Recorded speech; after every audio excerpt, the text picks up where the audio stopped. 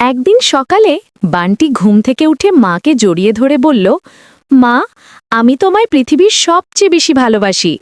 মা হাসলেন, বললেন, বাহ, আমার সোনা ছেলে, এত ভালোবাসা কেন আজ? বান্টি গম্ভীর মুখে বলল, কারণ আজ আমি টিফিনে ডিম ভাজি চাই। মা হেসে বললেন, আচ্ছা আচ্ছা, আজ ডিম ভাজি দিচ্ছি। বান্টি খুশিতে লাফিয়ে উঠল, স্কুলে গেল। স্কুল থেকে ফিরে এসে মা দেখলেন বান্টি চুপচাপ বসে আছে। কি হলো রে বান্টি, আজ তো ডিম ভাজি খেয়ে খুশি থাকার কথা।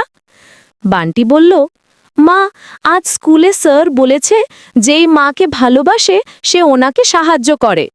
মা বললেন, বাহ, তাহলে তুই আজ কি সাহায্য করবি? বান্টি গর্ব করে বলল, আমি রান্নাঘর পরিষ্কার করেছি।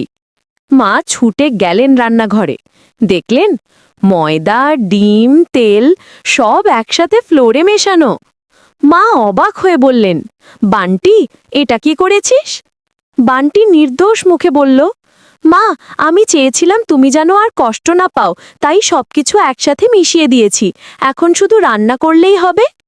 মা রেগে গিয়ে বললেন, তুই একদম বাবার মতো। বান্টি তাড়াতাড়ি বলল, না না মা, আমি তো শুধু তোমার মতো, তোমাকেই তো সবচেয়ে বেশি ভালোবাসি। শেষে মা হেসে ফেললেন, আচ্ছা ঠিক আছে বাবু, তবে এবার ভালোবাসা দেখানোর আগে একটু জিজ্ঞেস করিস।